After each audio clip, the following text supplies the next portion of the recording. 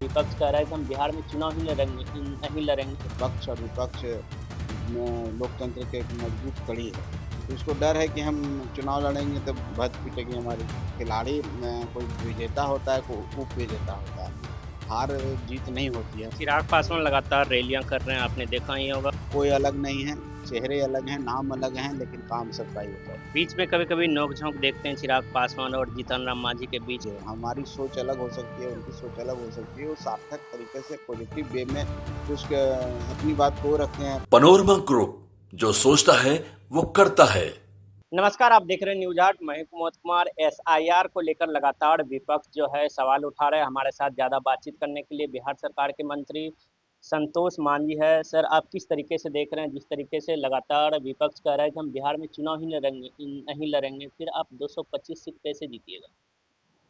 देखिए, लोकतंत्र में सबको अधिकार है चुनाव लड़ने का, वोट देने का। और जो लोकतंत्र का सम्मान करता है, लोकतंत्र को मजबूत करेगा चुनाव लड़के। पक्ष और विपक्ष लोकतंत्र के एक मजबूत कड़ी है। और जब विपक्ष नहीं होगा तो सत्ता पक्ष को जागरूक कौन करेगा, आईना कौन दिखाएगा? तो एक चेक एंड बैलेंस जिसको हम कहते हैं पक्ष विपक्ष। जब कोई विपक्षी पार्टी अगर ये कहे कि हम चुनाव ही नहीं लड़ेंगे, तो उसको डर है कि हम चुनाव लड़ेंगे तो भद्द पिटेगी हमारी, हम जीरो पर आउट हो जाएंगे। लेकिन हम हारेंगे कि जीतेंगे, अगर लड़ने वाला मैदान में, स्पोर्ट्स में कहा जाता है कि आपका खिलाड़ी कोई विजेता होता है, कोई उप विजेता होता है। हार जीत नहीं होती है, हम कुछ सीखते हैं। अब वो भागने वाला व्यक्ति जो इस तरह का स्टेटमेंट दे, समझ लीजिए कितनी मैच्योरिटी है उनके अंदर कि चुनाव नहीं लड़ेंगे। आप जनता के बीच में जाइए अपने मुद्दों को लेकर। आपको लगता है कि वो गलत हुआ तो जनता के बीच में जाइए, जनता मालिक है, जनता न्याय करेगी। क्योंकि चुनाव में तो हर 5 साल के बाद जनता के पास अधिकार आता है। ये अधिकार जनता के समय में आ गया है। आप अब कह रहे हैं कि हम चुनाव नहीं लड़ेंगे, तो क्या प्रूफ करना चाहते हैं? तो इस संविधान के साथ खिलवाड़ करने वाले लोग हैं। संविधान की दुहाई देते हैं लेकिन संविधान का मतलब नहीं समझते हैं। ऐसे लोगों को कुछ नहीं हो सकता है। जनता भी समझती है और जनता भी एनडीए की सरकार पर विश्वास रख रही है, एनडीए के विकास पर विश्वास रख रही है। और हम लोग भी सेवा पर विश्वास रखते हैं कि जनता का जितना सेवा हुआ है, जितने काम हुए हैं, उस आधार पर हम लोग जनता के बीच में, इसलिए हम कहते हैं कि 225 जीतेंगे। और वो नहीं लड़ेंगे तो भाई खेल में वॉकओवर होता है। हमको नहीं लगता खेल का फिर मज़ा नहीं आता। अब कोई व्यक्ति निर्विरोध चुना दे, उसको पता ही नहीं चलता है कि चुनावी प्रक्रिया क्या होता है, जनता के बीच जाने का मतलब क्या होता है, हम तो सीख नहीं पाएंगे। तो हम तो चाहते हैं कि तेजस्वी यादव जी और उनके विपक्ष का पूरा कुनवा पूरी मजबूती से चुनाव लड़े। मजबूत रहेंगे और उनको हराने का अलग मजा है। लेकिन सर, वो बोल रहे हैं कि हम चुनाव कैसे लड़ेंगे, गैर पसंदीदा वोटर को आप लोगों ने तो नाम ही कटवा दिया बांग्लादेशी रोहिंग्या बोल के। हमें तो ऐसा नहीं लगता है। कोई भी गांव किसी बूथ पर अगर वो सर्वे करा लें तो उन्हीं लोगों का नाम कटा है जो मृत व्यक्ति हैं, जिनका 2 जगह नाम है। और उसके अलावा तो किन्हीं का नाम नहीं कटा। मान लीजिए कि कोई व्यक्ति बाहर का व्यक्ति है, कहीं दूसरे देश का व्यक्ति है, उनका यहाँ नाम जुड़ा हुआ है तो गलत है।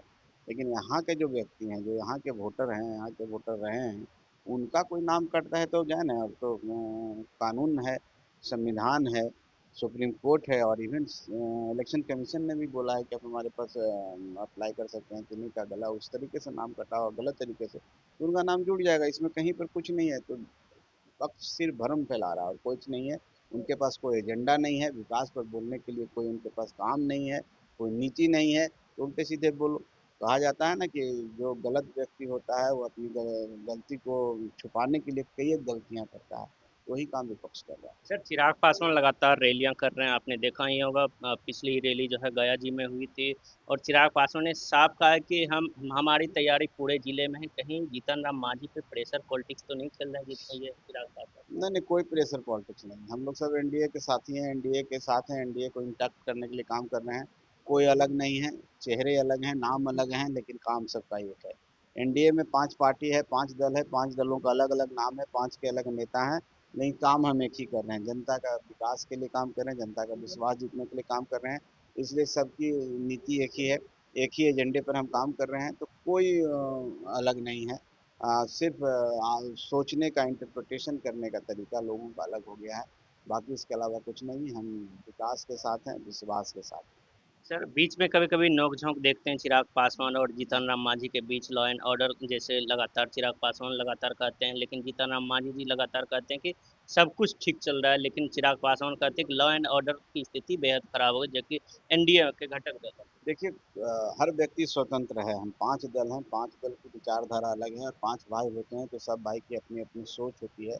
और तो उसी तरह से गठबंधन में 5 दल हैं, सबका एक ही एजेंडा है कि हम एनडीए की सरकार बनाएँ, बिहार का विकास करें।